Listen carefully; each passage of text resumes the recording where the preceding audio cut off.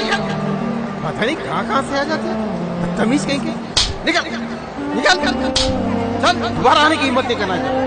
निकल निकल यहाँ से, निकल निकल निकल यहाँ से, निकल। शराब पी के मस्जिद में आ जाता है, बेहुदे बेवकूफ। तुझे इतना इल्म नहीं है कि मस्जिद में नहीं आना चाहिए। निकल यहाँ से, निकल यहाँ से, निकल। इतने जूते लगाओ इसको कि शराब पीकर कभी मस्जिद में दाखिल होने की हिम्मत ना करे। क्या हुआ क्या हुआ? ये बेवकूफ जहांगीर फिर शराब पीकर मस्जिद में आ गया। तेरी ये हिम्मत, रमजान के महीने में ये हरकत, तुझे शर्म नहीं आती? वाह वाह, शरीफों की मस्जिद में शराबी दाखिल नहीं हो सकता। क्यों क्यों? क्योंकि शराब हराम है इसलिए। लेकिन शराब से बड़ा हराम करने वाले दाखिल हो सकते हैं। क्यों क्यों? क्योंकि वो बड़ा चंदा देते हैं इसलिए। कोई इनसे ये क्यों नहीं पूछता कि चंदे की रकम किस कमाई से दे रहे हो?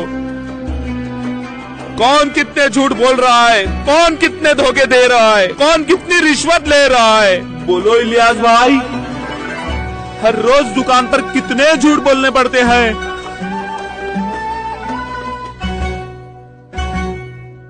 डॉक्टर साहब, मरीजों को फालतू टेस्ट करवाकर कितना कमा लेते हो?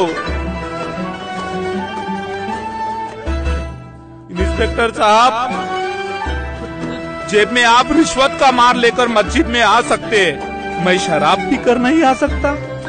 क्यों? ज्यादा बोला ना तो अंदर कर दूंगा। हाँ, मैं शराब पीता हूँ, अपने आप को तबाह करता हूँ, किसी और को तबाह नहीं करता, किसी और को नहीं लूटता।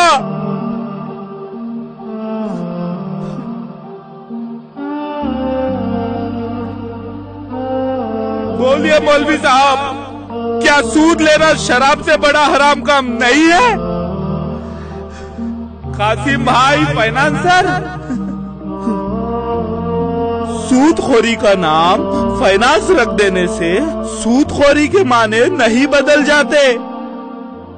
ये काम अपनी माँ के साथ जिना करने के बराबर है या नहीं?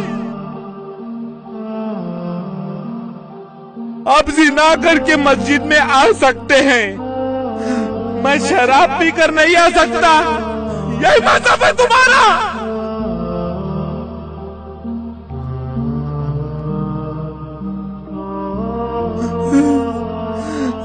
और तुम लोग जो इन सूदखोर सेठों के लिए काम करते हो, अपनी ताकत मजबूर गरीब से सूद वसूल करने पर लगाते हो, क्या ये अल्लाह से जंग करने के बराबर नहीं है? मस्जिद के बाहर अल्लाह से जंग, मस्जिद के अंदर टोपियां पहनने की आखिर। मैं तो शराब से तौबा करने के लिए मस्जिद में आया था। क्या तुम लोग सूद से तौबा करने कभी मस्जिद में आए? मैं मकान का किराया दे नहीं सकता, इसलिए मस्जिद में नहीं आ सकता। लेकिन आप जैसे इज्जतदार लोग औकाफ की प्रॉपर्टी बेच कर मस्जिदों, मदरसों, दरगाहों के मुतवली बन जाते। लोग झुक झुक के सलाम करते हैं, झुक झुक कर सलाम करते हैं। क्यों क्यों?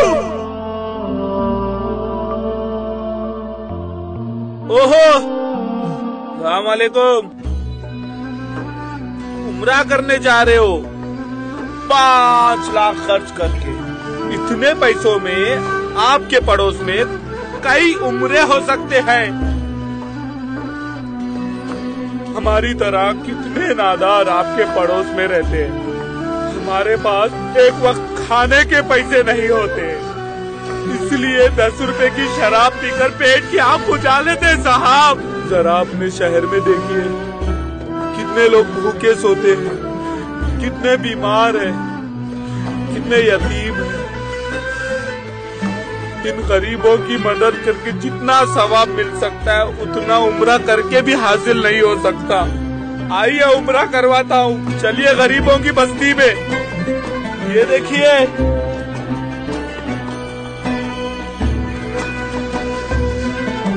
चलिए।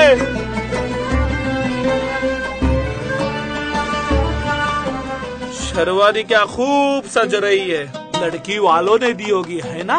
ये क्या बदतमीजी है? समझ गया, आपने नहीं मांगी होगी, लड़की वालों ने जबरदस्ती दी होगी, है ना? वो कार, वो भी लड़की वालों ने जबरदस्ती बेची होगी, है ना? सुना था पहले जमाने में नवाब और रईस लोग मुजरा करने वालियों को बग्गी सजाकर भेजते थे। ये देखो आज दूल्हों को सजाकर लाना पड़ता है। अबे क्या बकवास कर रहा है? हम खुददार लोग हैं, हम किसी से कुछ नहीं मांगते। खुददार खुददार खुददार, सारी कौम खुददारों की कौम है।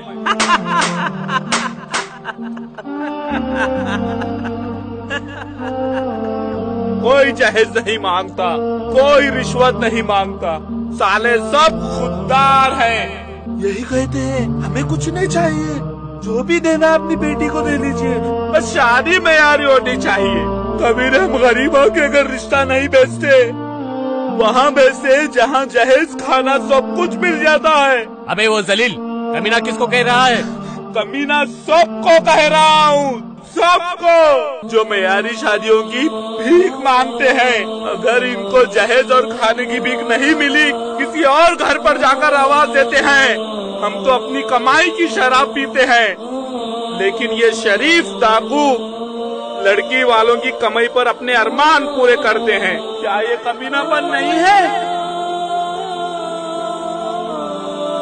मस्जिद में निकाह करके शादी खाने चले जाते हैं, लाखों रुपया लुटा देते हैं। क्या ये कमीनापन नहीं है? इनकी बारातें देखकर हमारी बहनें पूछती है, भाईजान हमारी बारात कब आएगी? क्या जवाब दे हम उनको? हम उनको मुंह नहीं दिखा सकते।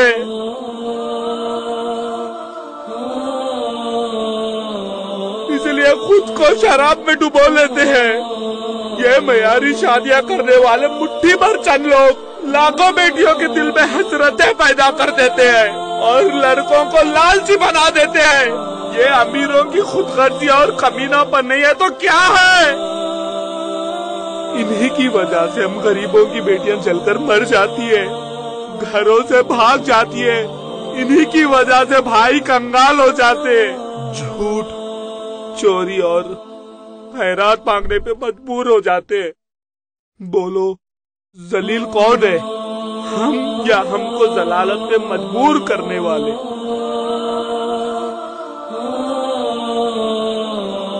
जिसकी बेटी जवान होती है उसकी आफत में जान होती है।